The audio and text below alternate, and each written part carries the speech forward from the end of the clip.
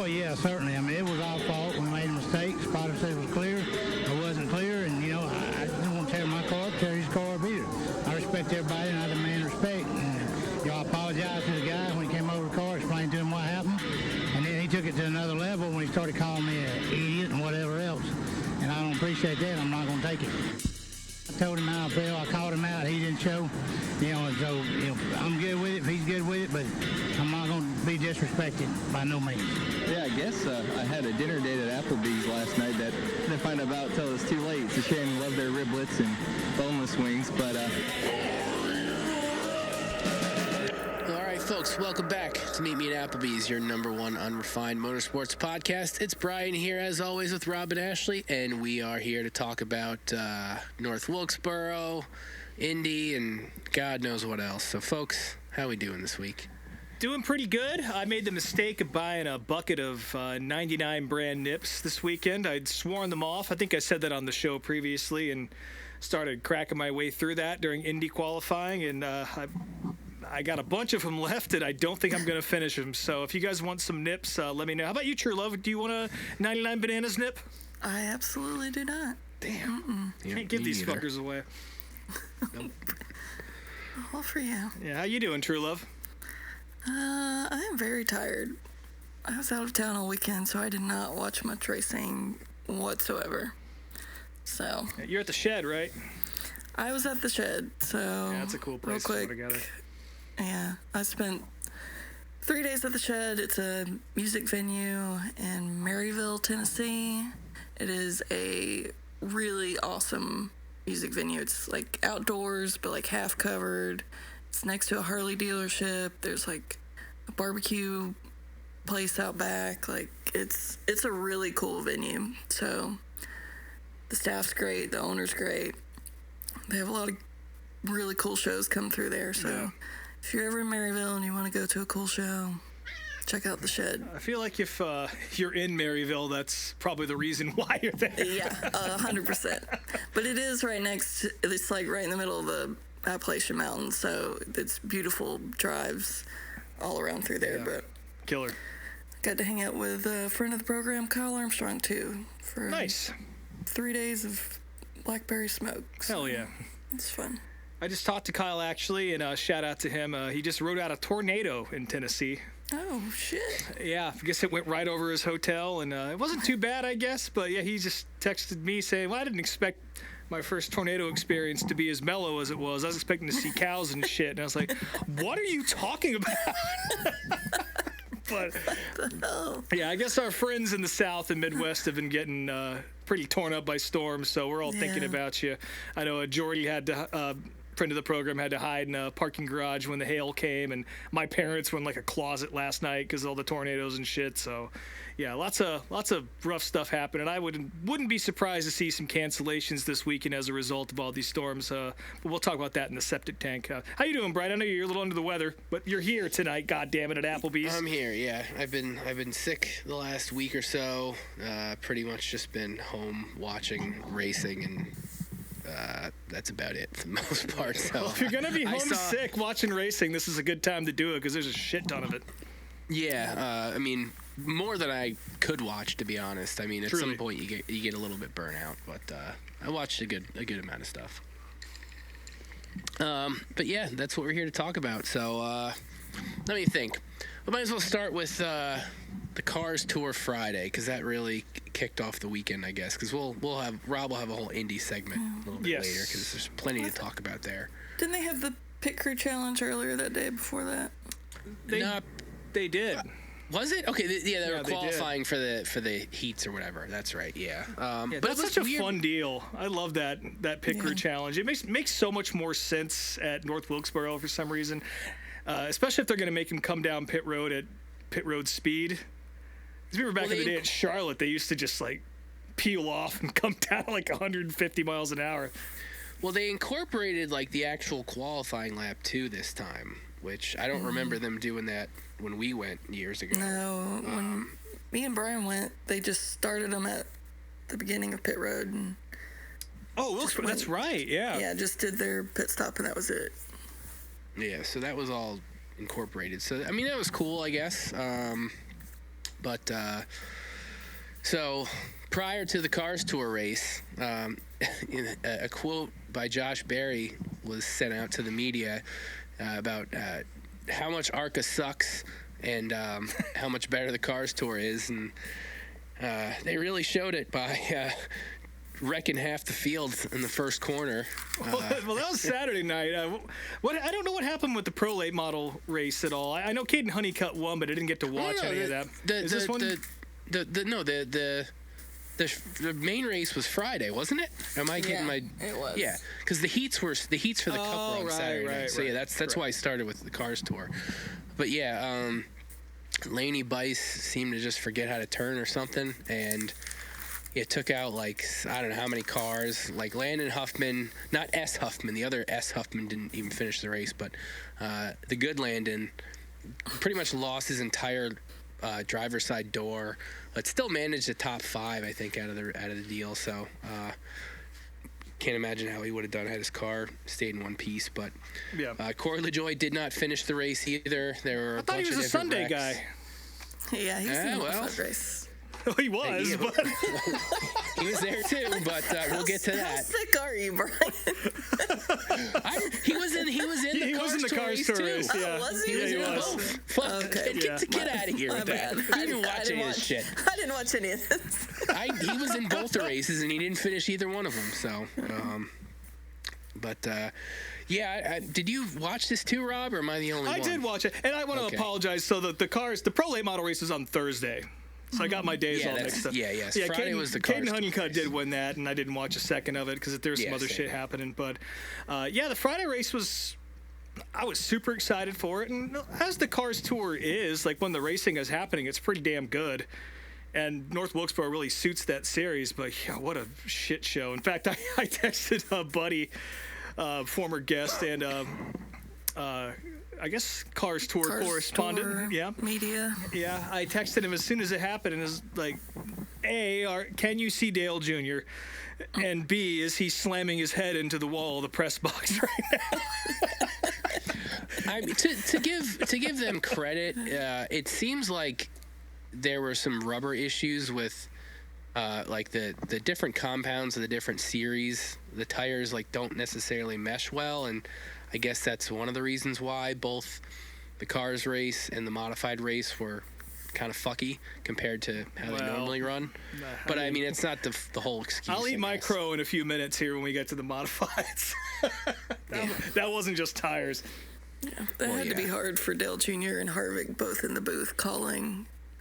You couldn't necessarily tell by the tone of their voice. Like they didn't seem upset calling it, but you know, I'm sure in the back of their minds they were like, oh fuck's sake, like we get on FS1 and this is what gets out there. So yeah, and being up against the TV window as well, which I guess it sounds like Fox kind of gave them a little bit of a grace period there because they did overextend the window a little bit and they didn't cut them off. But yeah, I enjoyed it. Again, the racing was great when it was happening.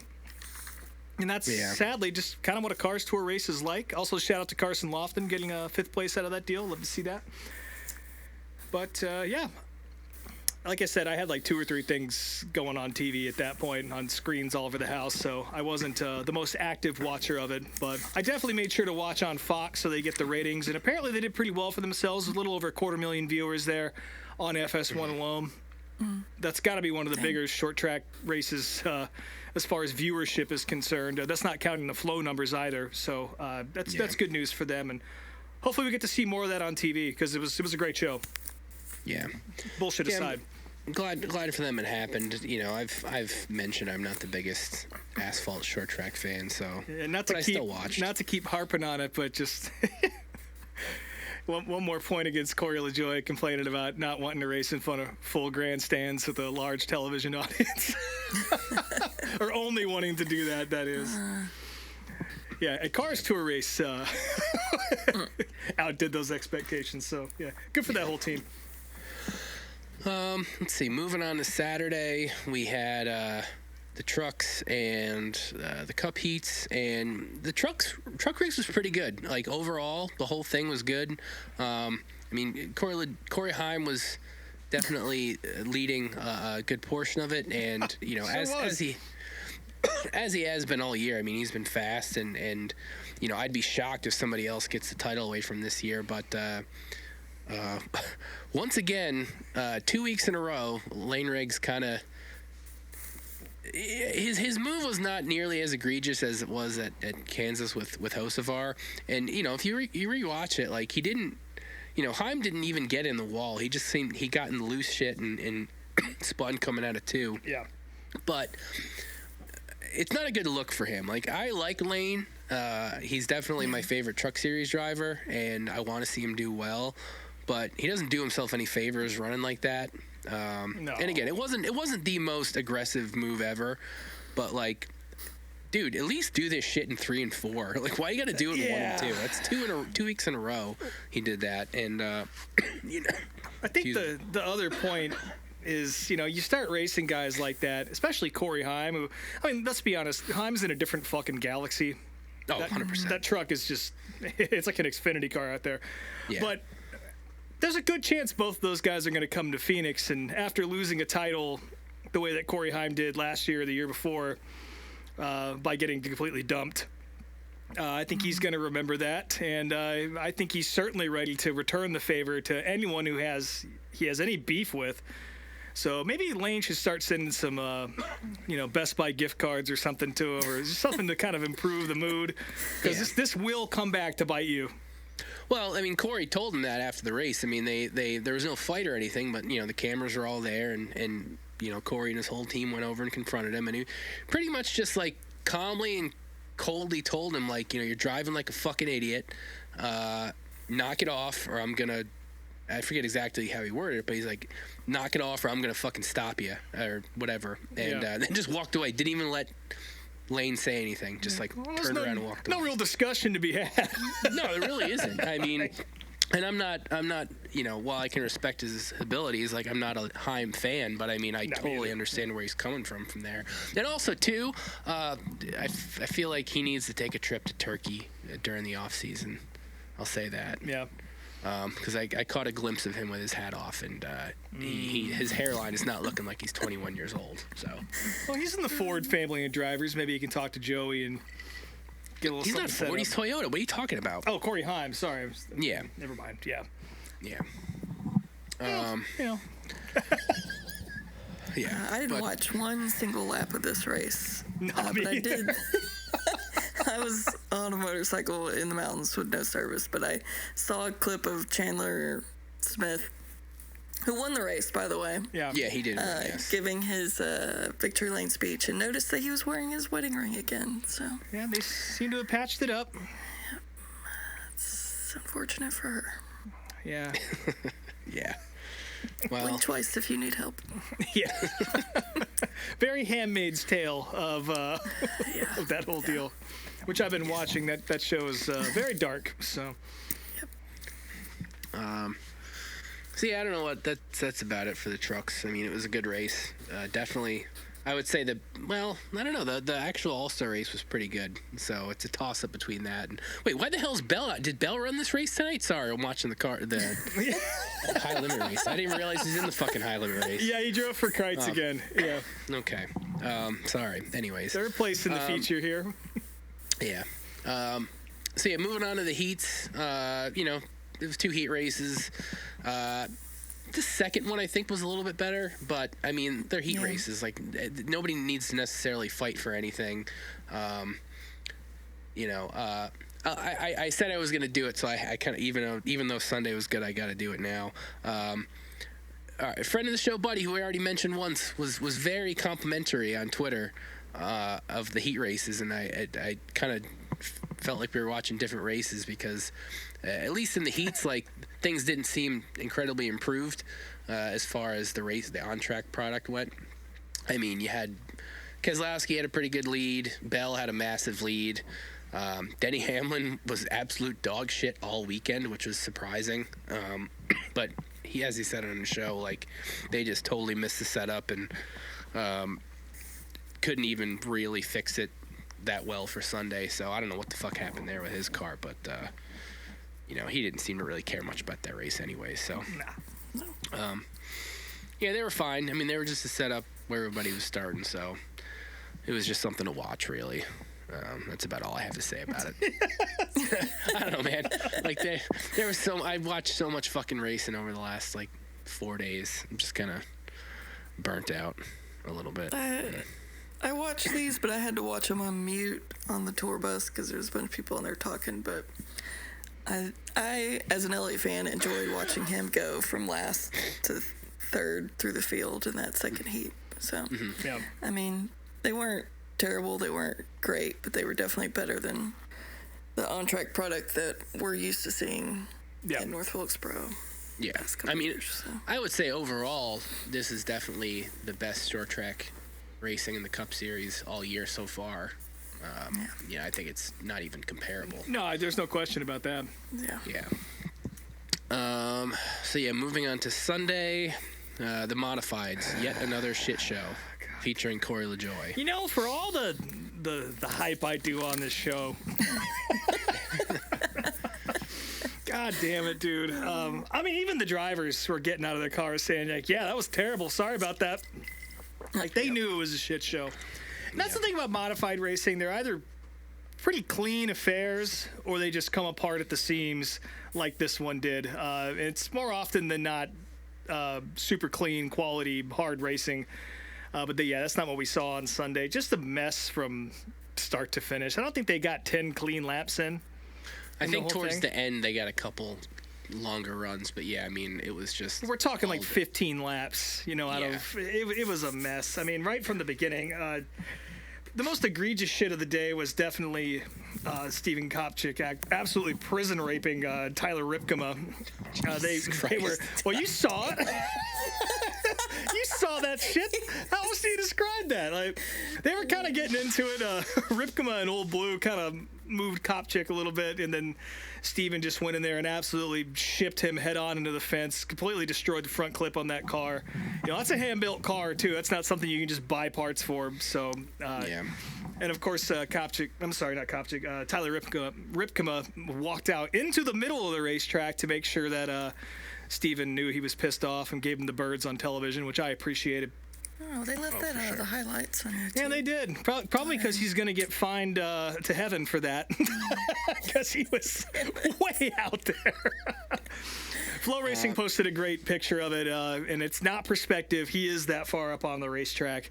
Another highlight, one of the 55 restarts they had during this race. Corey LaJoie made it up to the front in the Gary Putnam 77, and I guess he spun his tires, didn't get a good start, or maybe Justin Bonsignor jacked him up. Doesn't matter either way. Bonsignor gave him a big push with the Nerf bar, and Corey LaJoie went spinning, and that took out 38 of the cars right there. So yeah, and it's funny because I did see he did a post-race interview, and he more or less said he just kind of criticized the guys as being sketchballs, and it's like, well, Corey, now you know what the rest of the fucking field thinks about you and you in a cup car. So. Yeah, I don't know, man. And again, Justin Bonsignor was right behind him, and say what you will about him in the Xfinity Series, but that guy knows his way around a modified. And he's probably one of the best to do it, especially out of this modern class of people. And I'd say in about 15, 20 years, if NASCAR is still around, he's probably going to end up in the Hall of Fame for his accomplishments, because I'm sure there's plenty of more championships coming, which is, more than some people can say. But it was what a mess. We did get a pretty good finish at the end. Craig Lutz ended up picking up the win. Luke Baldwin was challenging him for the last 10, 15 laps, something like that. Gave him a few good shots in the rear end there. That's totally clean and modified racing, by the way, when you do it correctly. And that was just some Riverhead shit right there. That's what you'd normally see. And Craig was able to defend that, being a homer to a place like that. And he picked up the win. I think that was his 7th career win. Craig's been around a long time. Doesn't always pick up wins very often. Goes on hot streaks once in a while, but he's always thereabouts. But he's not a Justin Bonsignor or a Doug Covey, one of these guys. So it was cool to see him get a win on such a big stage, in front of a pretty packed house as well. Even though the race was a complete shit show. Shout out to Craig Lutz. And for all the folks that may have tuned in and decided to watch modifieds for the first time, maybe you've seen Bowman Gray as well. I can assure you that's not what it's usually like. But I hope you were entertained regardless, because the racing, just like the Cars Tour, when it was happening, was really good. Yeah. And then that race was so messy that NASCAR had to go out and wash the track off. I don't know if you guys saw that or not. What were they washing off of it? There's a lot of oil, Embarrassment? and I'm sure they were trying to get rid of some of the rubber that got laid down, because there is some, as you said earlier, Brian, there is some sort of incompatible thing between the Hoosiers that the Modified Tour runs and the Cup tires. I think especially now, they don't wash Loudon down or anything like that, but they don't run well together. And I feel like between all the oil that got dropped and just the sin that got left on that racetrack, they went out and scrubbed it pretty good. I got a photo from Ken Bob of them doing that, which I don't think that made any broadcasts at all. That's just something I happened to get a picture of. But they didn't restart or repaint the restart triangle or whatever the fuck that is. I was going to say, that's what I was about to say. They didn't do a good job of cleaning up the choose cone, because our favorite, Ryan Preece, kind of fucked himself there a bit in the Open. Because he had the car to beat in the Open, even though he didn't actually get to the lead, but I mean, he was in the top 3 the whole time up until like the halfway caution, I think it was. Yeah.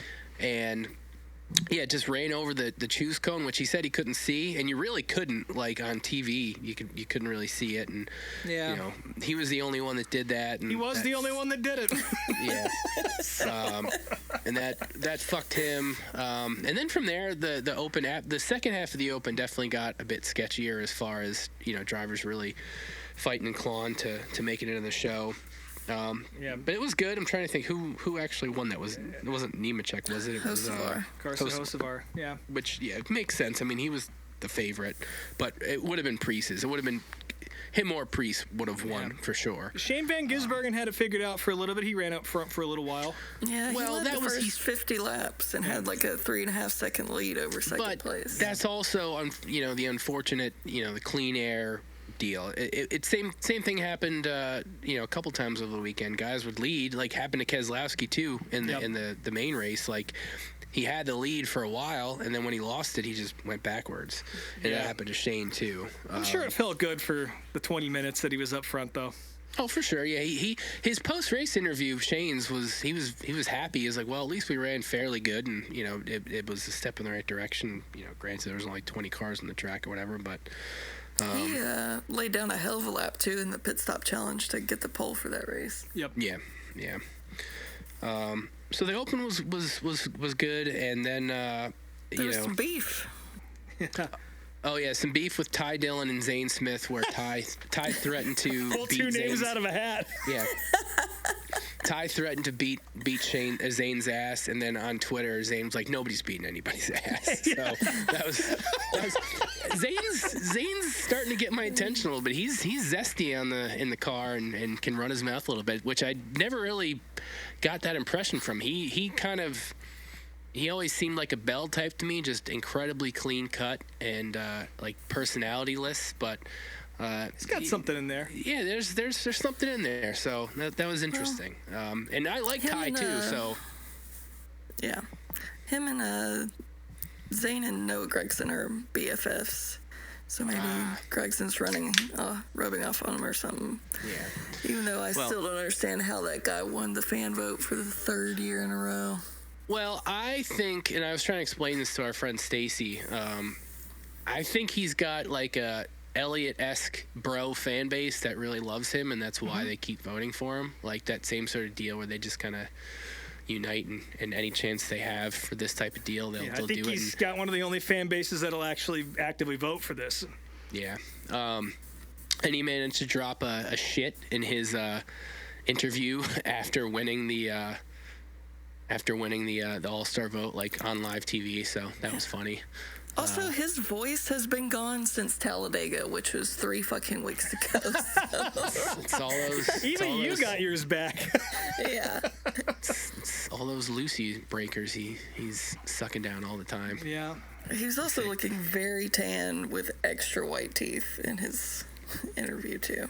Hell yeah. Good for him. That's why he wins, folks. So. But yeah, moving on to the actual main event. So It was surprisingly good. Like we said, Keselowski I did actually watch this, so good. Keselowski led a good chunk of the beginning, and like I said, once he lost the lead, he was gone, and he ended up getting wrecked at one point, which was a bummer. Logano seemed to have the lead for quite a bit. Bell was up there, obviously. A couple other guys I feel like were in the mix a little bit. I mean, they said they had 18 lead changes, which is like a record. What, between 3 guys? Yeah, like more that. or less. But, Yeah, Joey's really got that place figured out. Out of all the short tracks, it seems like that's the one he tends to run best at. I'm sure he'd love to see a points race there, considering how well he runs in North Wilkesboro. Yeah, I mean, the actual on-track product was vastly improved from the last few years. Granted, the cars still don't necessarily have the power to really get by each other, but yeah, that was my only complaint. Like, they were running 3 wide, and they could get next to each other, but up front, you just couldn't finish the move. You just couldn't do it naturally, and guys would stall out. But they're so fucking close. Whatever they did, they're so close. Yeah. It was definitely for sure the best short track race of the Cup Series all year. Like, it's inarguable. Yeah. Now, going on to the promoter's caution that we all were kind of apprehensive about. So I will say this. I mean, we all kind of figured when they were going to throw it, and they kind of got almost lucky in a sense that Larson got in the wall and wrecked a toe link and probably would have brought on a regular caution anyway, so they just decided to throw it then. And Blaney had a great radio comment about that, too. What did he say? I didn't hear on his radio, he said, convenient. Larson steps on his dick and they throw the yellow. That's perfect. Wait a couple more races and then we'll talk. But also as part of this caution deal, so it wasn't Marcus actually throwing it himself. They had Mikey do it, who was wearing his Winston All-Star winner jacket from '96 that he still had and still somehow fit into. And they had an entire hat and sunglasses at night. He looked like he just came from like a Corvette meet at a Kroger somewhere, Yes, 100%. Or like a BK Kids Club reunion or some shit. Like, it was. Continue. I'll share my thoughts in a moment. They blew a bunch of fireworks right when the caution came out, which was a little egregious, and then Mikey decided to drop the flag. And if anybody thinks that was an accident, you're a fucking moron. Like, as a wrestling fan, I know when I see a work, and that was a fucking work. Like, he 100%. I knew you were going to bring that into this. He 100% did that on purpose because nobody would have fucking talked about it 10 seconds after it happened had he not dropped the flag. That was a moment for him. It was a funny moment for the race. Wasn't going to fuck anything up. That was 100% on purpose. Don't let anybody tell you otherwise. Yeah. As soon as I saw that motherfucker making his way towards the flag stand, like, I immediately got secondhand embarrassment because I knew we were about to see some goofball shit. And look, like, I don't remember if I complained about there being a promoter's caution previously for this. Honestly, not that big of a deal. It is the All-Star race. Who really cares? But just the presentation of it. And the thing that made me itch the most and made me glad that I was watching this by myself and not with people that I'd have to explain what I was watching to, was he gets up there and he's doing the whole routine, should I throw it now? Whatever, and again, it's for the people at track, whatever. We don't need a split screen for this shit, by the way, first of all, at least for my own sake. And as soon as he drops the flag, just Mike Joy saying, "Oh, Mikey," like it's a catchphrase, that made me just want to shut my TV off. I was like, I don't need to see this. I'm done. Like, I've seen enough racing this weekend. I don't care what the fuck happens. I really don't. And it's just, what a perfect way for Fox to close out their broadcast season. Yeah.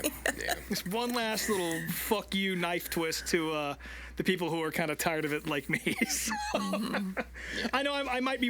I know a lot of people were probably annoyed by that, and really it isn't a big deal at the end of the day. But just watching it was just like, it made my skin crawl. Like one of those dreams where you like show up naked at work or something like that. I was like, oh god, this is.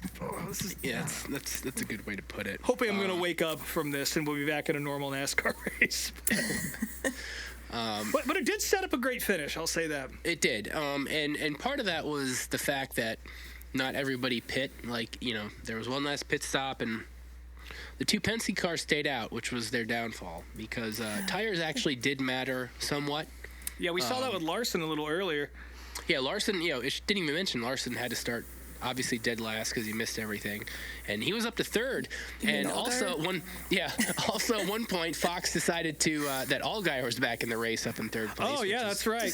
Completely randomly. Yeah. Yeah, while this Mikey thing was going on too, so it was like, oh, we just completely gave up. Artie came back to give one last send off, but yeah, Larson took 2 tires earlier in the race to get track position. Only guy who did that, and he got the lead out of it, and it just did not work. And I'm guessing if you're Cliff Daniels, you've looked at the entire body of work since the next-gen cars showed up, and you're like, tires, I guess they might not matter, so we'll give it a shot. And they did for some reason, and he kind of sank like a rock, and I think he went back to like 5th or 6th and kind of caused a little freight train behind him. Yeah. And the Penske's made the same fucking mistake. So. Yeah, well, I mean, most of the guys took 2. Like, I know Bell took 2, and a bunch of other people took 2. I mean, it was only 20 laps, so I guess... Yeah. Better than nothing. But true. Yeah, that set up the end where Joey did everything he could to keep Bell behind him, and it seemed like it was going to work. But then the last couple of laps, Bell was able to catch him and pass him pretty cleanly. I mean, he ran him up the track a little bit, but didn't really get into him. And it's the same shit Joey was doing. Yeah, literally the exact same shit Joey was doing, if not nearly as egregious. And Bell made a point. He made it a point early this year, and he proved it at COTA that he didn't want to win races that way, and that's how he won Sunday night. And as a Bell fan, I was excited for him. I definitely didn't want to see Joey win again. That's for fucking sure. Nope. So that was cool. But then after the race, so first off, I'll give Fox grace here, and there was a lot of post-race coverage, so that was cool. Yes, there was. Yeah. But after the race, Joey gave the most piss pants interview, bitching about the caution, saying that Bell, you drove him like shit, and if he caught him, he was going to put him in the wall. Which, we all know if those roles were reversed and Joey's the one fighting for the lead, he would have fucking dumped Bell. Every single person watching that race knew that's what Joey Logano would have done. Oh, yeah. 100%. And there's a reason why Matt Kenseth sent him halfway into the safer barrier at Martinsville those years ago. Exactly. And I'll give Joey credit that today, or Monday I should say, he did walk back his comments. He's like, I went back and watched it, and yeah, he didn't really race me that hard. But he gave this quote that I'm a sore loser, but that makes us winners. It's like, no, you asshole. Being a sore loser does not make you a winner. That makes you a fucking bitch. What the bitch? Correct. Yeah. And capital B bitch. For as much of a kind of Jekyll and Hyde as he is off the track and on the track, it's just a horrible look, man. Have some grace. You lost. And he beat you clean.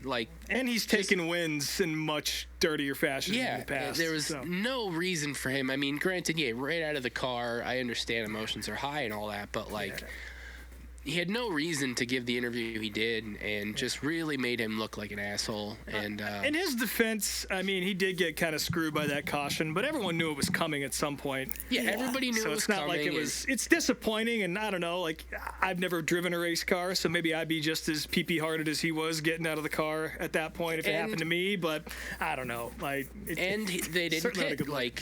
Had he pit, maybe he still would have kept the win, but he didn't. So, at the end, that was one of the main factors as to why he lost the race. So, there's really not a whole lot he can bitch about. He just got straight up beat. So, just a bitch. Little bitch. Yep. After the race, this made me laugh, but it's so dumb, but it made me laugh. They were interviewing Joey, doing his little post-race interview while he's bitching, and the graphic up under him said, Joey leads race high, 139 laps. Just the wording of that. Stone to the bone for most of the race. 139 laps. That would be me if I was an iRacer. Yeah.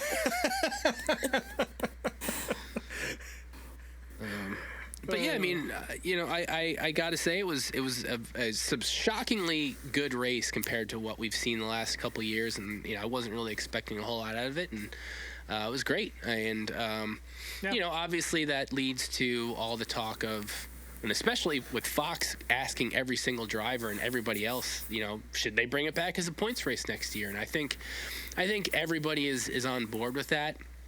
Oddly enough, the only person that I saw give a really weird take about it was Bob Pockris. He was like, I don't know. I think they got to see what it's like with 40 cars. Maybe you should do the Clash here next year. Like, motherfucker, they ran 43 cars here back in the 90s. What the fuck are you talking about? They can put 38 cars on the track now. They don't run 40 cars at the Clash either. Well, at the very least, like almost the whole field is out there for the Clash, but more than in the All-Star race. But we don't need to see what the track looks like with more cars on it to prove that it's worthy of a Cup race. It's worthy of a Cup race. Yeah. It's just now, how do they factor that in and change the schedule? But it sounds like next year they'll, hopefully figure something out. Not to get into, this is a conversation that's been everywhere, and I don't really necessarily want to have it, but I really don't even understand why we have a fucking All-Star race and a Clash.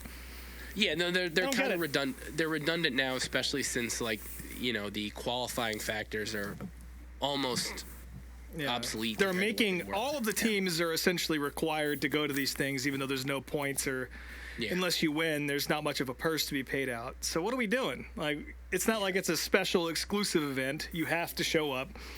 So I don't know. I don't see why we have two of these things. Yeah, I wouldn't be opposed to combining them. Just call it the All-Star Clash for more than $1 million. Yeah, which is like $87 now.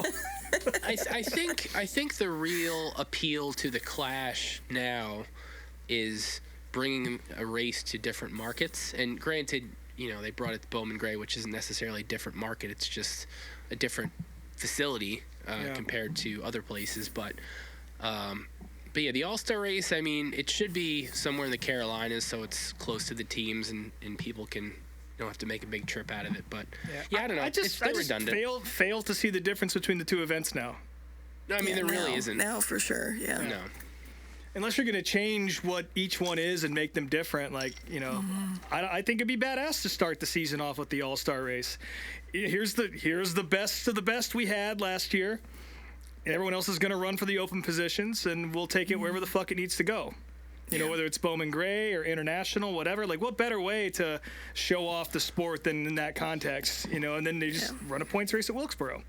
Yeah. I would love to see them duke it out for $3 million at Bowman Gray. Oh, my God. But yeah, I do feel like, too, though, if they do a Cup race at Wilkesboro, it's got to be during the day. When the track's real hot and slick, and it'll make racing a little bit tougher. So but yeah, we'll see what happens. I mean, it sounds like in general the schedule is going to be a bit different next year with Chicago and some other tracks coming and going. So that's a conversation for later on in the year. But overall, good weekend, surprisingly good weekend, I should say. And now we're back to the regular season. So that's NASCAR news. And now, Rob, you get to spew about IndyCar, which I did watch a good amount of the qualifying stuff, but a lot of wild shit happening. So yeah, I missed all the drama. So this is me. I'll be learning about it for basically the first time. Yeah, pretty exciting week in general. I think the big story throughout the week leading into qualifying was the new hybrid system on the car. It's the first time they've taken it on an oval in this manner. It's never been in Indianapolis before. And really just how these teams are going to figure out how to use it during the 4-lap qualifying runs that they had to do. When do you deploy it? Because Indy cars have pushed to pass for many years, not so much on the ovals, but on road courses, and the hybrid's been around for a few races now. So it's not a new thing, but how do you fit that into the unique qualifying format of Indianapolis, which for those of you who might not know, if you don't watch IndyCar, it's 4 laps, and the average is taken from all the whoever has the highest speed gets pulled, whatever, pretty standard shit. But it was really fascinating to watch these guys try and figure out when to apply it. Some guys would save it all for the last lap. Some guys would do it in certain corners every time. And just watching them figure it out was super interesting. But the other wrinkle to the hybrid system is that it added a bunch of weight to the back of the car. And if you weren't used to it, you would see guys just wreck the shit out of their cars. I mean, Kyle Larson bent his before qualifying in one of the practice sessions. It wasn't too bad. He just kind of gave the nose a little kiss on the wall and hit the attenuator coming back down the track. They were able to get him fixed up, although they definitely trimmed him, or did not trim him out. He had a lot of downforce in the car and was a lot slower than I think people expected him to be as a result. Marcus Armstrong had a super nasty accident on Saturday morning in the warm-up session before qualifying. There was questions of whether or not he'd even be cleared to race. They took him off on a gurney. And all these wrecks very similar to what we've seen these cars flip before. They kind of lose the back end, back into the wall, and very similar to the Cup cars when they catch air at Talladega or Daytona, the under tray of that Dallara Indy car just acts like an airplane wing, and these guys kind of flip. Well, also too, isn't part of the factor the hybrid system? I heard that a lot over the weekend. That's what I was getting to. Like, the wrecks are the same, but they're happening a little bit more now, especially with inexperienced drivers like Larson and Marcus Armstrong, and I don't want to call Takuma Sato inexperienced, but this is his first time in a car with that extra weight in the back, and he bent his in the test session back in April. And this wasn't the only wreck we saw. Colton Herta got upside down and completely destroyed his car.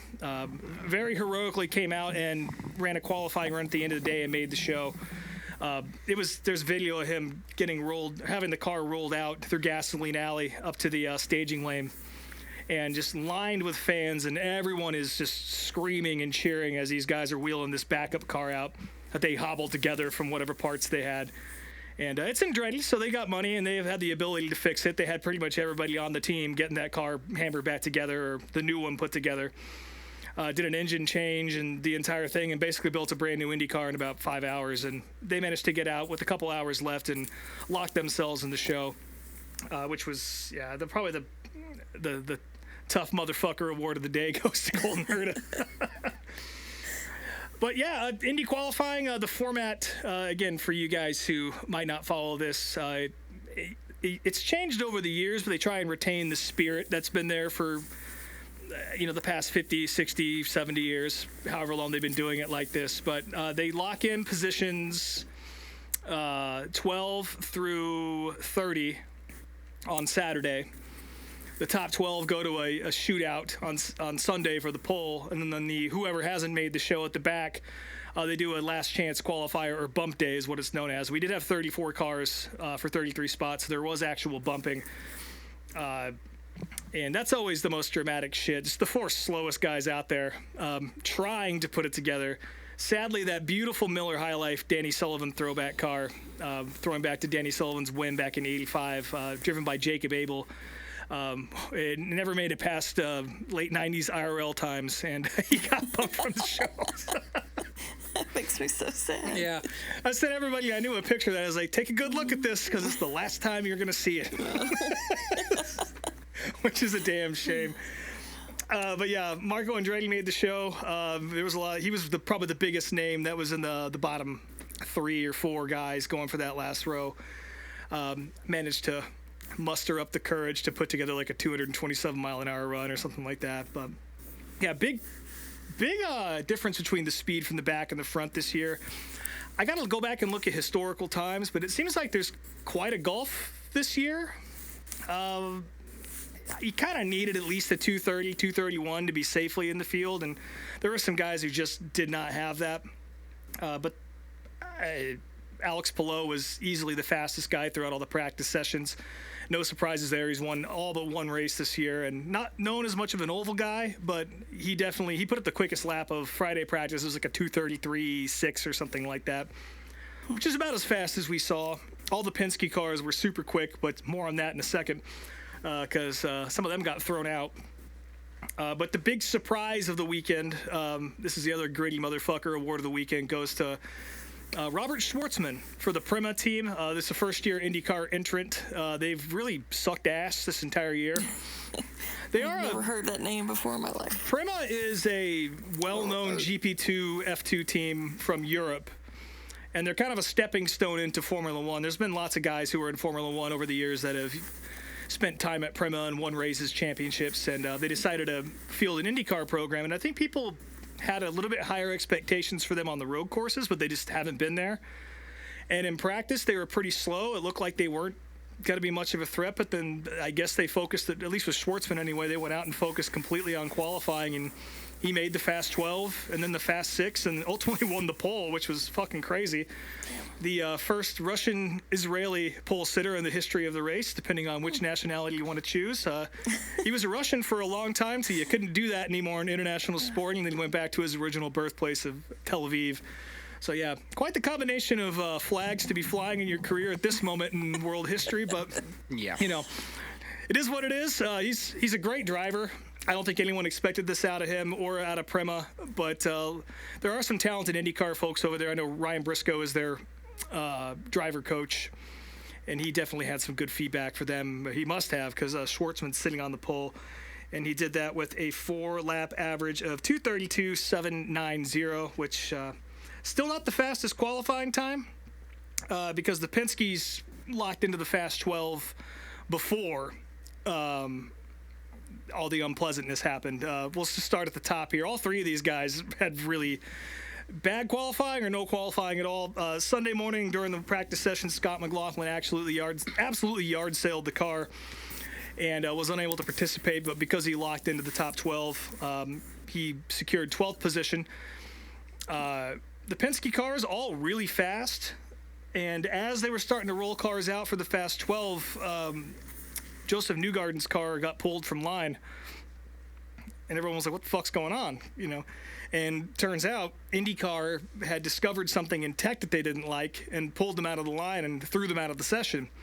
And whatever it was, we didn't know at the time what it was, but Tim Cindric made a statement saying that, yeah, the same thing that was wrong with his car was on Will Power's car, and we're already locked in the show, so there's no point in sending a guy out there to run an illegal car or whatever.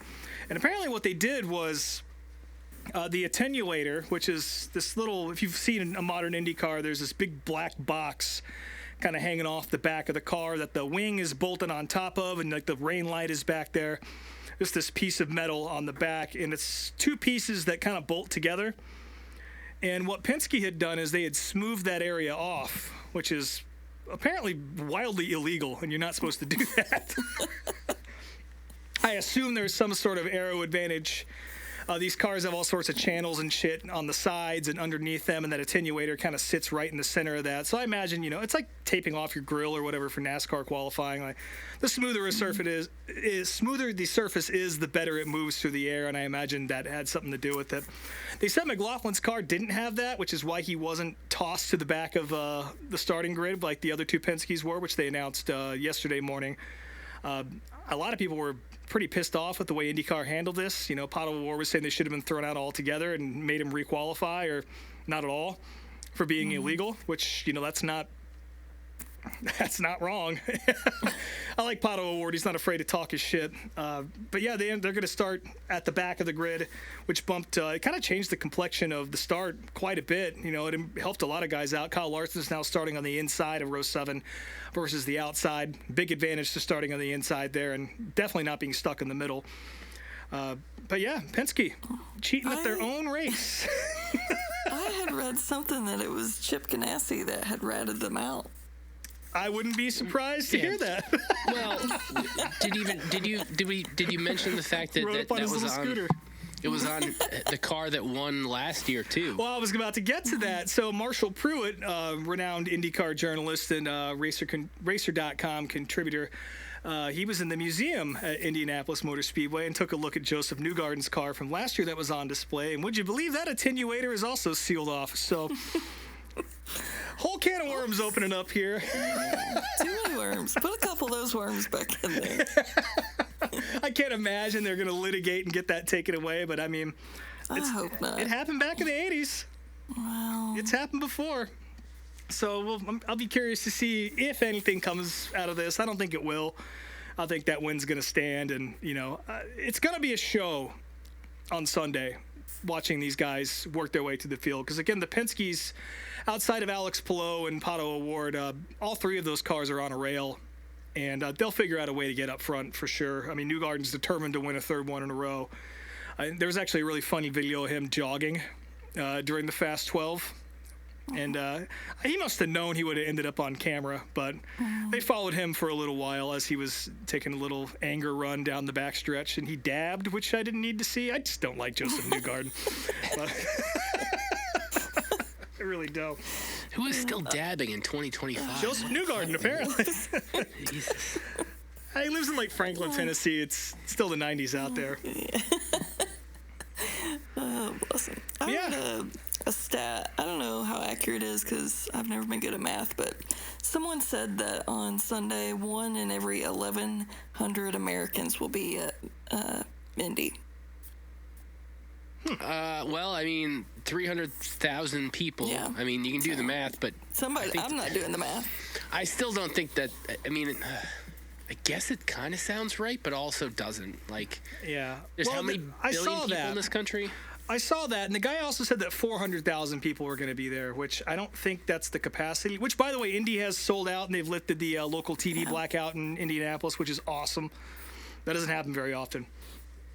So IndyCar is fucking back, at least for 1 week or month of the year. But yeah, Sunday, it's going to be a hell of a show. Like I said, Penske cars coming all the way from the back. Lots of really good guys sprinkled throughout the field. Takuma Sato, of course, starting from the middle of row 1. I think he's in his 50s now.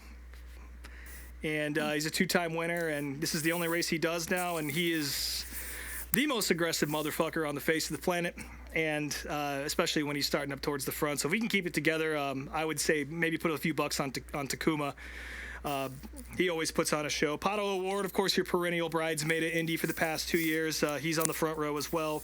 Scott Dixon starting 4th. He's always good here, won in 2008. Alex Palou is fast as fuck.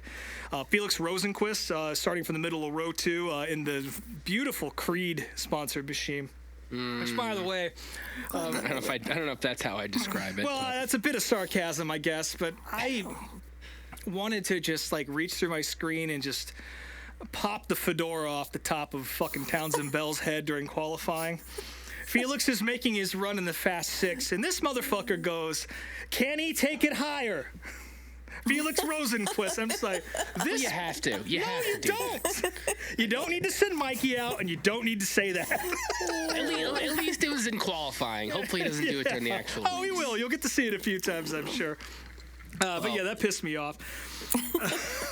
But already though, I just looked at the weather. Now it's an 80% chance of rain on Sunday. So Larson might have to make some tough decisions. We'll see what happens. Although, well, it depends on when it hits. Compared to last year, I don't know if he has as much of a chance this year, but we'll see what happens. Talk to me on Friday, and we'll discuss weather, because it shifts like crazy. And again, this is the same forecast as last year that actually happened, and obviously that's not good for Kyle Larson. By the way, he's starting 19th now, like I said, inside row 7.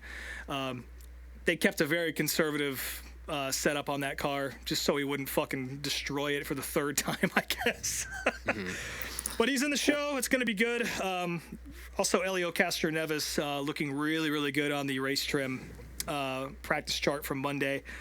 He's starting 22nd. Keep your eye on him. He's got just as much as experience as Takuma, and these guys have been in there for a while, Scott Dixon, and you can expect him to move up.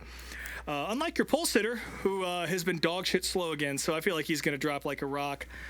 So I would avoid betting on Robert Schwartzman for the race. I'm sure his odds have improved greatly, but I wouldn't take the bait, folks, because I don't think Prema has the ability to put together such a long race, and certainly not this one. I feel like this also ties into the Prema stuff. Rob, you got a note here. It says, "I hate F1 fans," Yes. which I also do. Yeah. Somebody named like this. Alfie Webb 16 on Instagram made a comment. "I know he didn't race in F1 and only got to the point of being a test driver, but it just proves IndyCar drivers and NASCAR drivers wouldn't survive a higher level of racing, and F1 drivers would survive at any level." Well, fuck you. Suck me. I don't think that's true at all. Because how did Montoya do in NASCAR? He raced in both of them, and he also he did walked okay. Indy. But yeah, he was super good at Indy. He won twice. Yeah. So Pissed me off. I just don't think we've seen as many F1 drivers come over and do this stuff. I mean, Alonso didn't make the show the first time he did it. It's not as easy as people make it out to be. And there's been crossover between F1 and IndyCar, not nearly as much with NASCAR. And yeah, it's such a silly thing to say. I mean, I try as much as I don't like F1. I'm not going to argue those guys are bad drivers, but I'm also, it's just so isolated. Like, those guys don't run anything else, and the racing over there is so much different, and it's just I don't know. They're almost like, you just can't compare them. It's just a stupid opinion, and I knew the second this motherfucker got the pole, and between that and everyone shitting on Larson when he wrecked, I just knew the internet was going to have a field day with this. Of course. And it's just the dumbest half-brain Netflix bullshit. I encourage you, just watch some more racing. Yeah. And not just the 2 hours on Sky F1, wherever the fuck you guys are from. And maybe watch a different show on Netflix. It's why Breaking Bad's on there. That's really good. That's just as realistic. Don't watch Full Speed. Don't watch Full Speed. Yeah, don't watch Full Speed.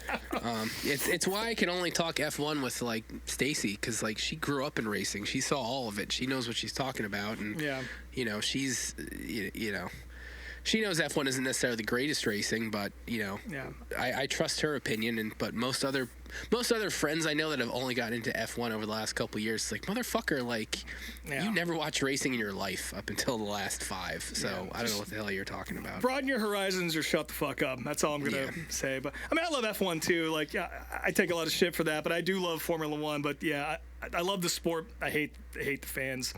Really hate the fans. 100%. Moving on to the notes. The Hall of Fame inductees got announced this afternoon. Kurt Busch got in, which isn't a surprise. Harry Gant isn't really a surprise. I mean, I'm trying to think who else was not. Like, it was Jeff Burton and Neil Bonnet and a couple others, and so Harry getting in is that's good. Spoiler alert, that'll play into the video the week later. And then just real quick on Harry Gant. I'd said this when they first released the list of people. I wanted to see him get in because he's still alive. Yes, 100%. He can still accept the award. Why I voted for him. He can stand on the stage, get the jacket put on him, and give his speech, and I think that's really, really important.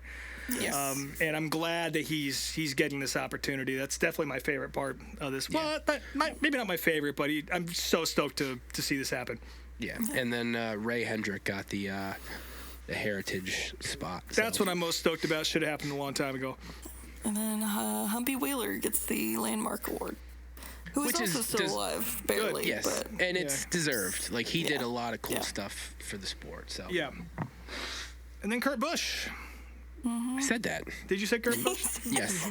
And he's more than deserving. So that's no. That'll be nice to see him get that award after the way his career ended. So. Yeah. Still no Larry Phillips, which is bullshit. No Randy LaJoy. I'm so disappointed in Applebee's Nation for not making this happen, but we'll get our chance someday. Yeah. Rob, you got something here about a tweet of the week. Hendrick is confused. Oh, I know what you're talking about here. I don't have the link in. Sorry about that. Yeah, that one that I sent to you guys where they're like, what happened on the track? And then somebody's like, I don't know, you're the team. And they're like, fair. I don't even know if that was in reference to, but it was fucking hilarious. I think it was probably in reference to Larson, because even I was a little confused because, like, the promoter's caution and shit was happening. I have to assume that's what it was about. Yeah. But that was very funny. And then, speaking of Larson, so he had the Athletic 12 questions this week, and we learned that he's also shit himself in a car. He mentioned that one of the Coke 600s... Of all races. Yeah, really. He said he had a stomach bug and he had to relieve some pressure, but when he got out of the car, he's like, I had a white... too much. Yeah, I had a white suit and I didn't know what it looked like back there. I just lowered it and ran over to my golf cart, and my bus driver hauled ass to the motorhome. It was bad. No wonder he chose Indy last year. Jesus. Man, the fact that he was like, I need to cover this up, so he unzipped and lowered it, like releasing whatever smells were trapped in there even further. Yeah. Oh, God. Yeah, shout out to his bus driver for accommodating that. Yeah. Other news. So we talked about it last week, but BJ McLeod was officially announced for the Spire truck on Friday. I'm very excited for that. It's sponsored by his own roller coaster park. Oh. Yeah, it makes sense. I mean, I'm sure he bought it. I'm sure it's about to, if they're doing all this promotion for it. Fucking hope so.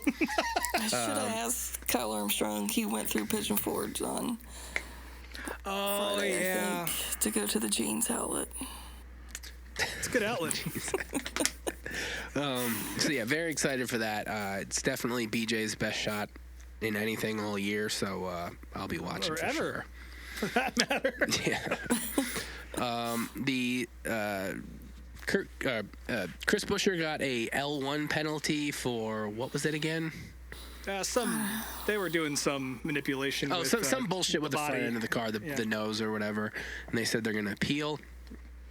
Tony Stewart not only won the Route 66 Nationals in the top fuel division in AHRA, but he took the points lead. So that's pretty fucking wild. Nice. That's pretty good for Tony. Again, one of the all-time greatest of any series of any driver. So very cool to see him, again, kicking ass in another sport. So that's good. Let's talk about some really good news, folks. Yes. We're kind of negative positive on this show sometimes. We talk our shit, blah, blah, blah. But this really is, at least for the owners of the cat, it's good news. When you look at the cat's face, maybe tells a different story. Not so much. True Love, you want to handle this one? Well, we talked about Xander the cat, who went to live on Talladega Boulevard last week. Y'all were neighbors. Xander has been located, and he is returning to his family. He looks pissed in the photo, but the thought that I had was that his family lives in Indiana, so he's being taken back to Indiana. So I'm wondering if he's going to try to escape to live in the snake pit this weekend, since he probably should can't live on the boulevard. He's gotten a taste. My theory is that it was on purpose because cats love buttholes, which they do. Mm-hmm. And there's a lot of those on the boulevard. Mm-hmm. Maybe he thought he had found a place to be. I'm sure he was a little disappointed once everyone packed up and left. But yeah, always sad to lose an animal, especially at a place like that. Yeah. But yeah, as a cat guy, very, very happy ending to that. At least Chip Ganassi wasn't around, Yeah, that's very true. Well, he will be at Indy, so maybe don't go to the snake. Keep him locked up until Chip clears out. All right, so we got Darf of the Week here.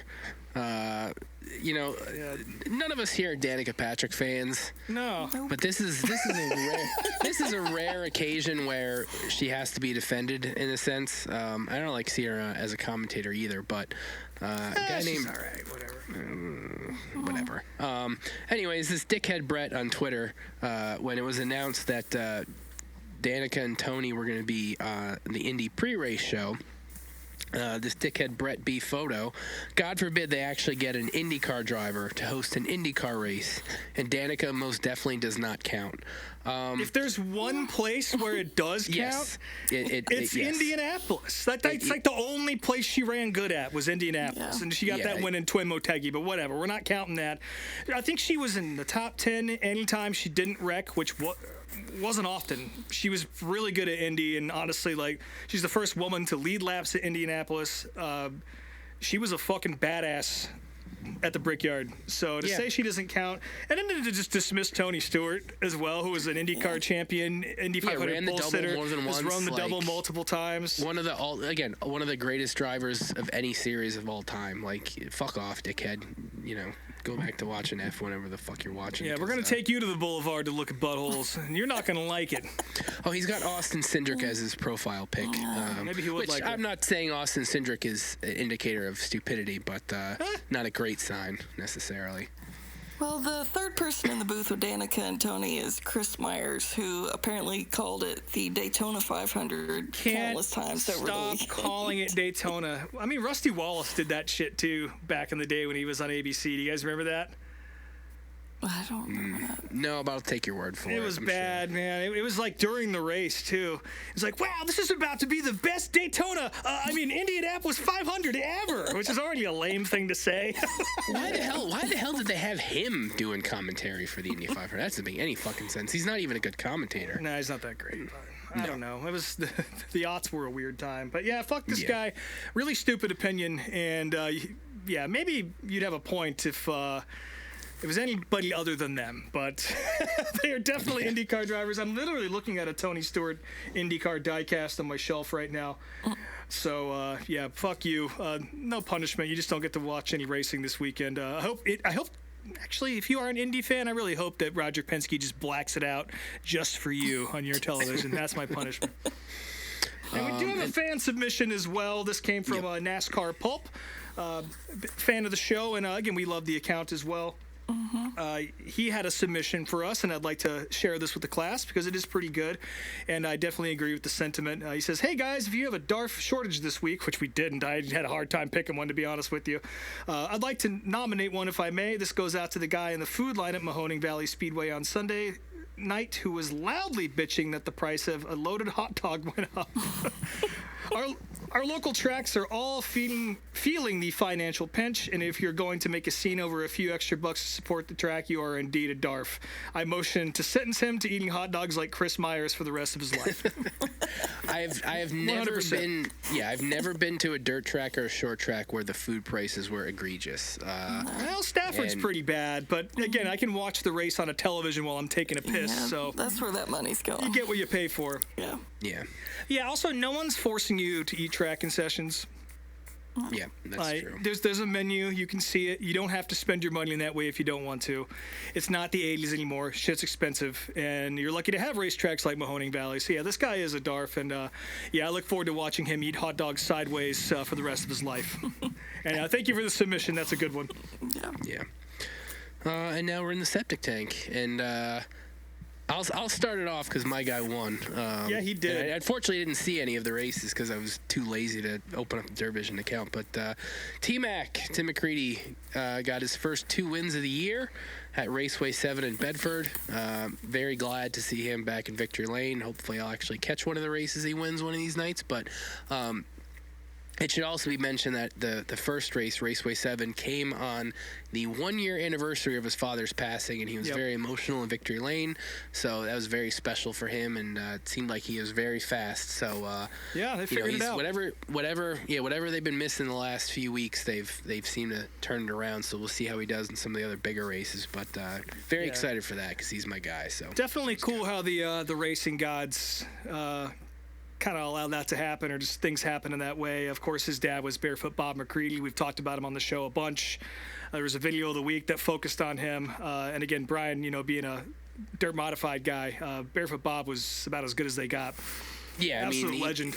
He's, even as a Tremont guy, Barefoot was one of the other guys I cheered for. So that's why I root for Tim now. So very, very cool to see. Yeah, Boom Briggs and crew they've really figured something out. They've kind of hinted at having speed here and there, getting top 10s and all that, and they were in the top 10 in the World of Outlaws points, but just haven't been able to put a good run together, and it seems like anytime they get close, they have a really shitty run after that, but that was not this weekend. All 3 races they ran, he had good runs in. Obviously, he can't do much better than winning twice. So good for him. Bobby Pierce picked up a win at Marion Center as well. No surprises there. He maintains his position at the top of the World of Outlaws points, which Tim McCreadie is now in the top 5. So, have a couple good races, you can get back in it. He's got quite a bit of ways to go before touching Bobby there at the top of the points. But if they keep this up, then, anything's possible. Yeah. Also, shout out to Nick Hoffman for maintaining second in the points despite only winning 1 race this year. 14 top 10s, though. That's how you do it. He's with an 80 of the point. So good for him. Big Nick Hoffman fan. You guys know that. Lucas Oil was out at Eagle Raceway this weekend. Ricky Thornton Jr. picked up a win on Thursday. Jonathan Davenport on Friday. And then RTJ sealed the deal on Saturday night. I believe Ricky's still at the top of the points there. Yeah, those I actually watched most of them. So yeah, Eagle's a cool place for sure.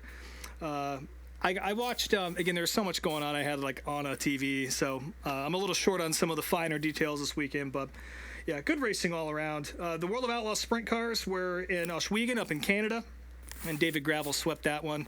Kind of a cool racetrack, but I don't know, I wasn't all that impressed with the show. They had some Canadian dirt late models up there too, and that was like a bizarro world kind of thing going on. Well, what's interesting is especially where I was at in New York. I mean, there were plenty of Canadian modified drivers, but late models never came to any of my tracks. Yeah. So I mean, there's definitely a few guys who come down and they race on the big tours, like Ricky Weiss being probably the most well known. Which I guess you met a crew member this weekend, True Love, right? Some guy said he was. Oh yeah, I was backstage talking to some random dude about he liked my Bobby Allison shirt, and we got to talking. And he said he worked on Ricky Weiss's team. And I was like, why aren't you down the street. That was my next question. Smoky Mountain. But I guess he was heading there later or something. This was pretty early in the day. Yeah. Very random. Oh, man. But yeah, David Gravel whooped him in Canada. No surprises there. High Limit had a rough run with the rain. Per usual, Fremont rained out. I don't think Brian was going to go anyway, but this gave him a nice excuse. Yeah. That got rescheduled to July 14th, which I may be there. We'll see what happens. Yeah, Justin Pett picked up a win at the one race they did run over Tyler Courtney and Aaron Reitzel, and then Utica Rome also rained out. And Grandview just finished up as we were recording the podcast, and Rico Abreu picked up a win there. So everyone excited to see that, particularly me, because I like David Gravel. And I love to watch... nope, I don't love David Gravel. Fuck! God damn it. I have to bleep that out. I love Rico Abreu. I love to see the Outlaw guys and the High Limit guys beat the posse. So that's... I'll say that. Do not love David Gravel. Even though he's the only guy from around here running a 410. Makes no fucking sense. But a couple of random notes here. They pretty much everything in New York and Pennsylvania around here got rained out over the weekend, except for Lancaster for some reason. Oh, yeah. And I don't know if you guys... This has kind of been all over the internet because it's so ridiculous. That clip went everywhere. Oh, yeah. It looked like a street stock feature, and I guess it was kind of misting when they started the race. Mm-hmm. And they got around turn 1 and 2 okay, and they get back around to the front stretch, and I guess it started pouring, and the entire field slammed into the hilarious styrofoam barrier. And that shit went everywhere. We're talking everyone. That's the feature, folks. That's it. I think there were a couple cars that managed to avoid it, but yeah, I mean, the majority of the field that got it, and I have to imagine whoever the track director there is getting fired, because... yeah, it was real Looks bad. like a damn snow globe. It's ridiculous.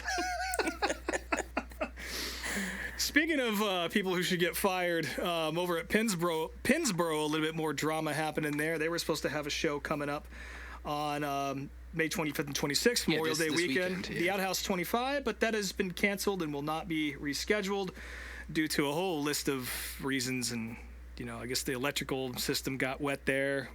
I don't know how that happens when you have an outside track and it rains. I don't know. It's it wasn't electric. It said there were lighting materials delayed in shipping. The track itself was beaten down from the winter. And just, it's been wet, so it's been tough to get everything back up to speed. So, yeah, but if you've been following the drama with the XR group, this isn't surprising, you know. Yeah. We talked about it on the show before, stories of guys not getting paid, taking 6 months to get paid, robbing Peter to pay Paul, that kind of shit, you know. So, not surprised to see that this place is not going to open again, probably, which is a damn shame. Well, I mean, I hope they get it back up sometime this year, because I mean, I'd love to go back. It's not even 3 hours from my house, and I enjoyed going there. But I was thinking about going Saturday, but yeah, clearly that's not going to happen. So no, I mean, you could go. I could. If I could go check out 2 tracks that aren't running within 5 minutes of each other. And last but not least, big feature at Port Royal over the weekend, and friend of the program, Josh Davis, sent us this clip.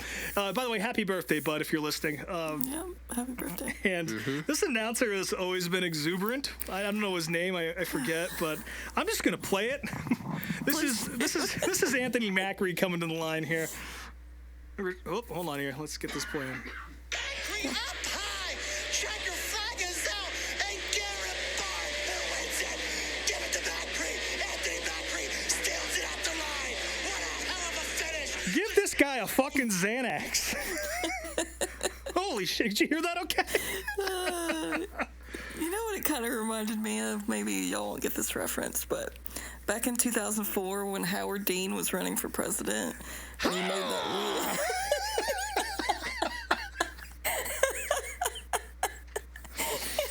Thank you for that. Oh, one of my favorite political moments of all time. Yeah. Yep. Yeah, that's a very apt comparison. And this guy does this a lot. I've heard him do this a few times, but this one was particularly unhinged. And just the fact that guy got in his car and drove home at the end of the night. Whew. Yeah, Port Royal always puts on a good show. And it was an incredible finish. We'll post the video. Anthony Macri did win right at the line, and it was pretty good. So, the Concrete Kid! I did didn't even see a second of the racing. I couldn't focus on the racing. Yeah. Oh, man. But, yeah, again, it's the greatest weekend in racing, of course. Coke 600 coming up. Indianapolis 500, of course. Monaco, if you want to watch that. The cars are too wide for the track now, so it sucks. But still, it's nice to turn the TV on at 7 a.m. and have something to get you primed for the day. But there's also a shit ton of short track racing leading into all the festivities and amongst the big shows that we're going to see. ASA Stars Tour is going to be at Hickory on Thursday night, and True Love's favorite driver, Chase Elliott, is going to be on the property. Nice. Amongst the other regulars. I think Bubba Pollard's out there. Basically, if you've seen a Southern late model race, all the dudes are there. So it'll be a good show. I'm looking forward to watching that on Thursday night. USAC, of course, has a huge lead up into the 500. They're at Terre Haute, Circle City, and they're running the Hoosier 100 at IRP. That'll be cool to watch. Lucas Oil Series is at Wheatland for the Show Me 100. Speaking of Kyle Armstrong, if you're going to be there, go say hi to him at the Simpson trailer. He'll be there for all 3 nights. And as long as there's no more tornadoes that he gets stuck in. Smart Tour is going to be at Franklin County this weekend. That'll be a fun show. World of Outlaws 410s are at Attica, Sharon, and Atomic if the weather holds up, but that's not looking so good at this point, but I guess we'll see. Well, at least not for Friday. It's Saturday and Sunday might be different because, at least it's in the 60s, but yeah, Friday's chance of rain and like high of 55, so it's like, oof, I do want to go, but I also don't know if I'm going to. I mean, those are the same conditions that caused them to cancel the Friday night portion of the Morgan Cup at Williams Grove. Yeah. So I guess we'll see what they do. Hopefully the weather fucks off and we get a full weekend of World of Outlaws racing. High Limit's going to be at Port Royal, the aforementioned Port Royal. I don't think this guy's going to be on the mic, though, for better or worse. For the Bob Weichert Memorial, 3 nights of sprint car racing. This is the second time of the year where the posse gets to take on some invaders. This time it's the High Limit Tour. I think they'll have a little bit tougher of a time, and if anything, we just saw at Grandview, I think that's going to be the case, but that's going to be a hell of a show. Port Royal is probably the best dirt track in Pennsylvania, for my money anyway. And I'm looking forward to watching all 3 nights of that. Again, hopefully the weather fucks off. And, of course, the Little 500 to Anderson. That's such a killer race.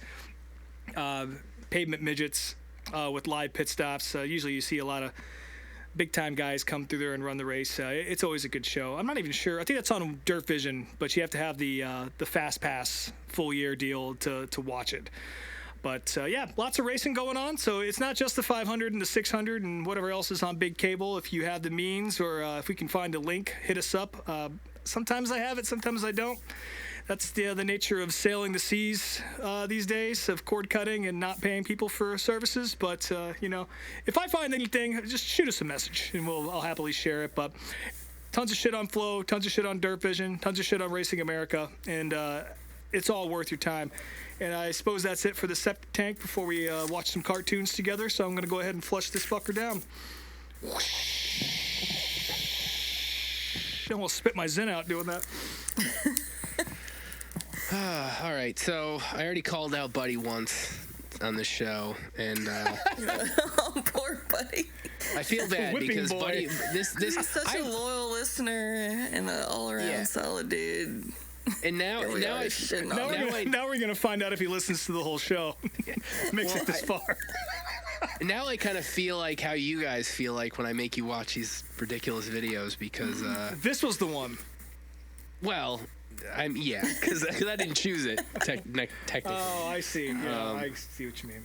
Yeah, we watched the first episode of the NASCAR Racers cartoon, which was apparently there were 5 seasons in 2 years between 1999 and 2001. And being that we're all, around the same age, late 30s, early 40s, this was kind of, we were all too old for this when it came out. Still too old for it. Yes, definitely still too Hasn't old changed. for it. So this was produced by Saban, which they did, Power Rangers and Digimon and VR Troopers and bunch of different cartoons and anime shit in the 80s and 90s. And like I have vague memories of it coming out and being a thing, but I mean, yeah, at 16 I definitely was not watching this, and I'm glad I didn't, because even if I was a kid, I would have been pissed off. Like, if this came out when I was 11 or 12, when I was already a big NASCAR fan, I would have been annoyed at this, because the show absolutely resembles nothing of what NASCAR actually is, and Rob and I both kind of agreed on this before the show started. It kind of seems like a cartoon that was already in development, and like NASCAR just slapped their name on it, because like nothing about it makes any fucking sense as far as why you would make this the NASCAR cartoon, because it's very like sci-fi based. The cars have like jets on them and shit, and they're like, the show starts out, there's an awful theme song. It's half hand-drawn stuff and half CGI, which I don't love. Like, not that I watch too many cartoons now, but even when I do, like, I much prefer hand-drawn artwork. And I feel like, especially this era, late 90s, early 2000s, when CGI stuff was starting to become more common in animation, like the difference in the two forms, it's jarring in a sense. Like, it just looks so different that it doesn't look great. It looks like shit. Yeah, it looks like shit. And like the show starts off with just these guys flying around in these cars in this like weird city, and you know, they got jet engines, and they're doing this, that, and the other thing. And it turns out that like they're doing a simulation for this new series of cars called like, what is it, NASCAR Fast X or something, or I don't know what the hell they were going to call the NASCAR series, but it was this new NASCAR series that was being developed. Yeah, Fast X was the name of the team. The team, yeah, but it was like, I forget what they called the NASCAR series itself. It had its own either. Special name. Yeah. I'm sure it does. Yeah, I can't remember either. So it's revealed that Fast X sounds like a laxative. Yeah, it does. Mucinex. It's probably something Brian needs for his cold right now. I already took some. You took some Fast X? Yeah, I took some Fast X. So literally the only thing that has anything to do with like real NASCAR in any way. So a couple of these drivers start like fighting when they get out of the sims, and the team leader, who's like the father of this girl who's also there, and she plays a part later in the show, comes over and breaks up the fight, and he goes, "What do you guys think? You're Cale Yarborough and Donnie Allison?" Which, like, no fucking child would understand what that means. Like, no little kid. Like, even if I was 11 or 12, I probably would still, even as a big NASCAR fan, then that would probably kind of fly over my head. So why they had to shoehorn that in is beyond me. This was the only time I perked up during these 20 minutes. Yes, it's the only time that, like, I actually, like, paid attention for a second. But, yeah, they got, like, a ethnically diverse team of drivers with, like, you know, white guys and black guys and a Hispanic guy. And later on it's revealed one of them will be a woman, so that's good. There is a driver they call the Collector, because he's kind of a dirty driver, and he keeps parts from the cars that he wrecks, which I thought that was kind of cool. Like Lyle Owens, I think was his name, something like that. They kind of break down who the drivers are and a little bit of their background, I guess. Like, I know the black guy was like a jet fighter or something like that. The one other thing that I noticed, which was very subtle, but if you listen closely, you can pick up on it. Some of the background music was like lifted from Days of Thunder. Like, not note for note, but like if you listen to a few of the melodies, it's like those are some of the like orchestral parts from different scenes in the movie. The Vanilla Ice version of them. Yes. Just kind of a little more techno-ish version. Sorry, I'm like packing my lungs out over here. I'm just watching the shit on my TV right now. It's there's like a rival team owner that ends up hiring the dirty driver that they want to fuck with Team Fast X. Yes, Team Rex Tour, which sounds like a enema or something. Yeah. Sounds like a gas station boner pill. Megan I guess Fast X does too. Yeah. Megan is the daughter of the team owner of Fast X, I should say. There's a scene where after this test session, a handful of the guys go to a diner and eat, and then they decide to race motorcycles, and the black driver's wife is there, and and just like, stay at the diner while I go race this fucking motorcycle in the woods. And she's all pissed off, and she's like, she says he has a thing, which we later find, like, I don't know if he has nerve damage or what, but his hands shake, and he ends up like crashing the bike because some random car was on this street that was supposed to be blocked off. And then they come back to the diner, and the wife's all pissed off about it. Yeah. Meanwhile, they're at this track, and they're doing a real life test session, and as the dad is reviewing the simulator tapes, there's one tape that doesn't have a driver linked to it, and it's the fastest one out of all the sim clips. And the dad insists, like, whoever that driver is, get him to the track. Well, it turns out it's Megan the whole time. You'll never guess. Yeah. So they have this test session, and she's already at the track before everybody else gets there, just ripping around in a car, and all the other drivers show up, and they're like, who's that? And they end up getting on the track with her, and the dad mentions to one of the crew guys, like, he doesn't want a driver. He doesn't want one of his kids driving the track, and he's glad that his daughter's not interested in it, and blah, blah, blah. There's also a younger brother, I should say. So there's the dad who's the team owner, the daughter who's the assistant, and then there's like this little teenage dickhead brother who's like eating or drinking a Slurpee the whole time.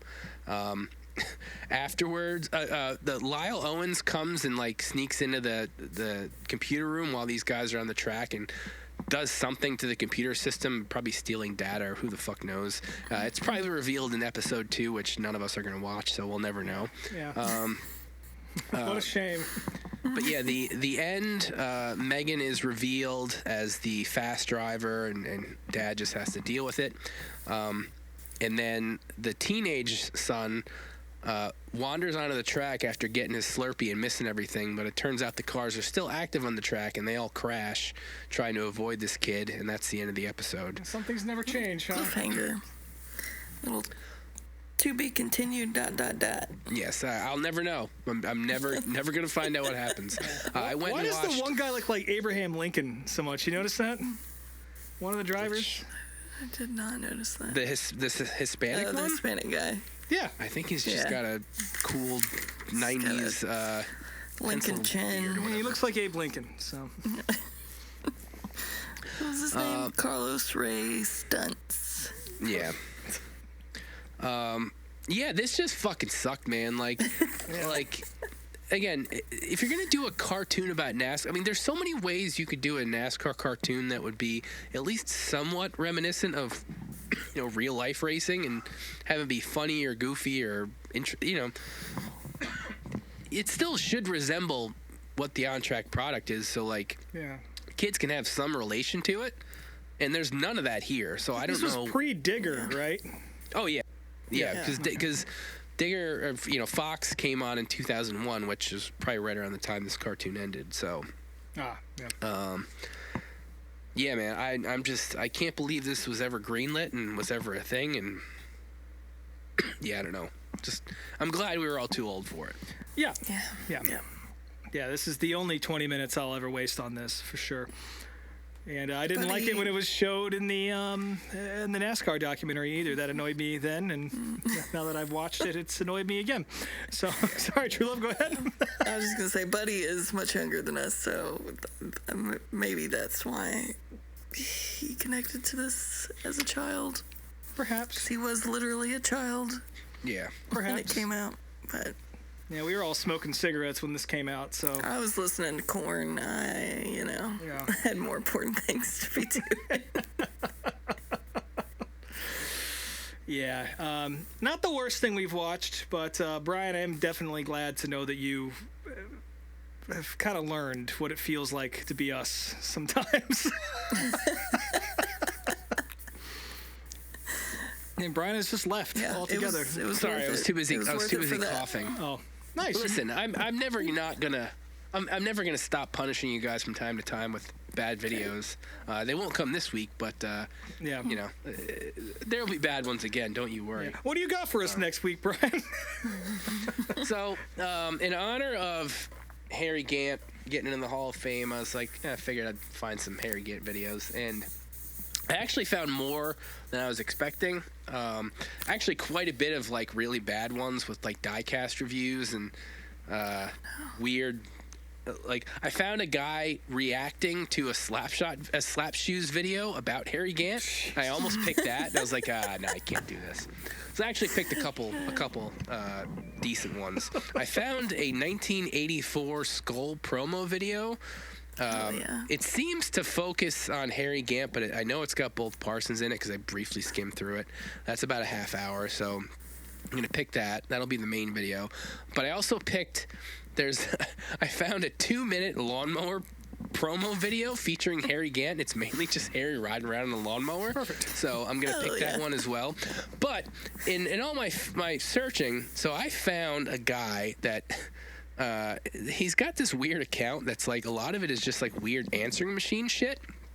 And apparently there was a tape that came out in the early 90s called Circuit Breakers that's just answering machine messages recorded by NASCAR drivers. And, they're only like 15 seconds, so we're not going to play them for the show. But some of them are funny, and some of them are just don't make any sense. Like, I found the Harry one. That's what perked my eyes up. I'm going to play it for you now because it doesn't make any fucking sense, and I can't even understand what the hell Harry's saying. So hold on 1 second here. Hold on. I'm bad with this here. Hello, this is Harry again. I heard someone was looking for a carpenter, and I thought I just might have the perfect one. But no one is home, so leave a message and tell them you missed a big chance. I don't know what the fuck he said. I don't know what he said. What's the one vital word? I think he said he was trying to find a carburetor and somebody missed their big chance. What the fuck does that mean? Doesn't make... I don't know what the hell's going on there. That's really funny. There's a couple other good ones here. I'll play them now because they're all fucking 10 seconds or whatever here. Let's see here. This one is Jimmy Spencer. Hi, this is Winston Cup driver Jimmy Spencer. No one has the time to answer your call right now. We're out back barbecuing. Leave us a message and we'll get back to you when the steaks are done. Let's see here. That's great. I gotta play a couple more because there's some good ones and bad. This one's a Jeff Bodine one, which is pretty stupid. Which it's Jeff Bodine, so surprise. Yeah. Hi, this is Jeff Bodine. I don't know how I got your call because I'm standing in Victory Lane at Sears Point. Oh well, leave your message after the tone, and someone, not me of course, will return your call as soon as possible. Fuck you, Jeff. Yeah, pretty much. Let's see here. Oh, here's Eli Gold. Oh my God, yes. They're coming around turn 4. Who will take the checkered flag? Touchdown, Alabama. Whoops. This is Eli Gold. I may have my calls mixed up, but I do know one thing. No one's home right now. So leave a message, and when I figure out which sport I'm calling, someone will get back to you. Incredible. Chris Myers? Yeah. That is incredible. Probably my great. favorite NASCAR voice is Eli Gold. All right. I'm going to do 2 more here. Here's, let's hold on. Them YouTube commercials are popping up. I'm going to do Benny Parsons and Cale Yarborough real quick here. Hold on. This is a nice little change on the show. Listen to some shit. I like it. Hey, stop interrupting our dinner. You know better. This is Benny Parsons, and we're having a bite to eat. Leave a message, and when we're through, someone will call you back. Hey, pass the butter down here, will you? Man, takes his dinner very seriously. Amazing. Hello, this is Cale Yarborough. Sorry I can't answer the phone right now, but I'm getting ready to go to Victory Lane. So just leave a message, and I'll call you right back.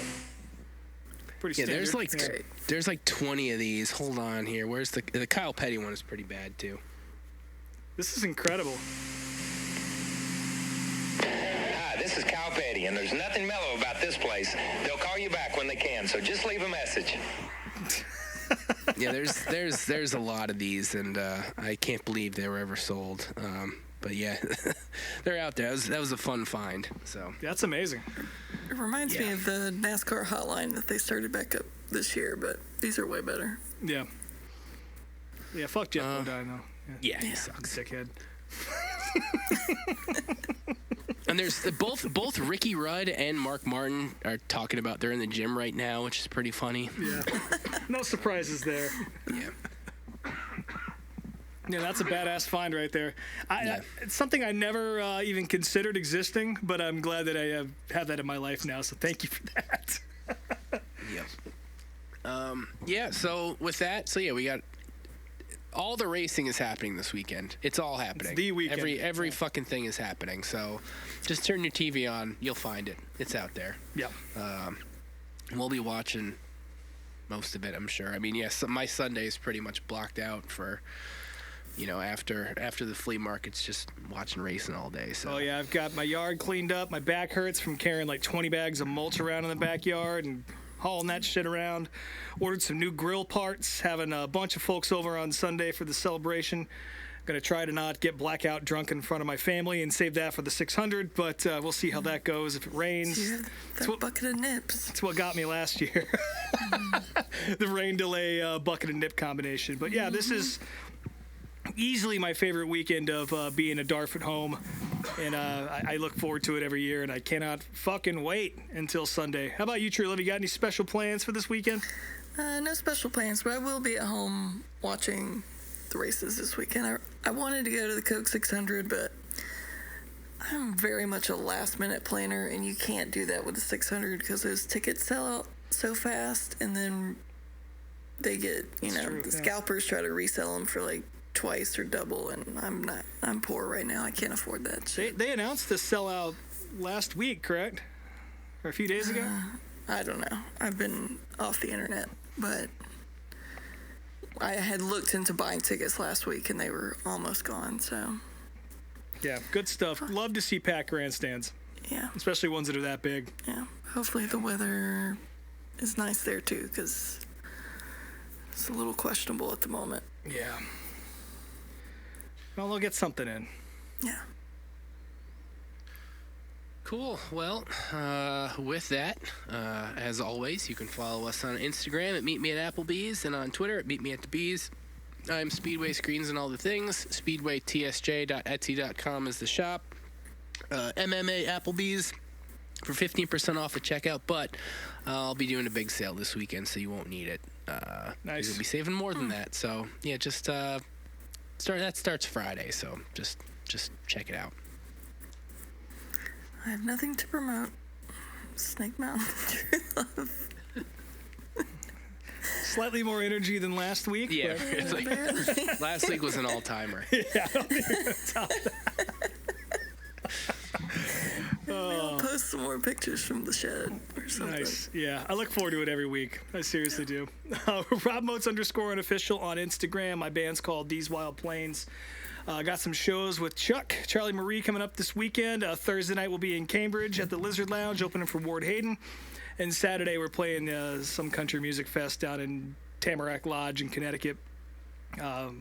I think the Thursday show is getting pretty close to selling out, so if you do want to come, I recommend buying a ticket, or if you're listening to this show at this point, just shoot me a message and I'll put you on the list. I got no problem doing that for you. And then Saturday, I don't know. Are you guys ever going to play any fucking Midwest shows? One of these days, I hope. And one thing I forgot to mention in the septic tank, this is about 2 weeks late, but I do want to give a shout out to the Frank family. Of course, Chubb Frank, a late model legend. His wife passed away, I think it was last week or the week before. Of course, she was featured alongside Chubb Frank in one of our videos of the week, the ESPN Dirt Late Model video we watched, and I know she was by his side for the entire thing, and just thoughts and prayers to all them. But he was out racing though this weekend, I think. Yeah, he didn't stop. So yeah, that's I wouldn't imagine that he would stop because of that, because nothing stops that guy. But thoughts and prayers to Chubb Frank and the whole community. I know she meant a lot to a lot of people, so that was a bummer to hear. But come out and we'll have a beer at these shows for Mary Frank. And then we'll watch some flow racing on my phone, because that's exactly what I'm going to be doing if I'm not playing the drums. So, cool. All right, folks. Well, the check is here. So thanks for joining us once again at Applebee's, and we'll talk to you all next week.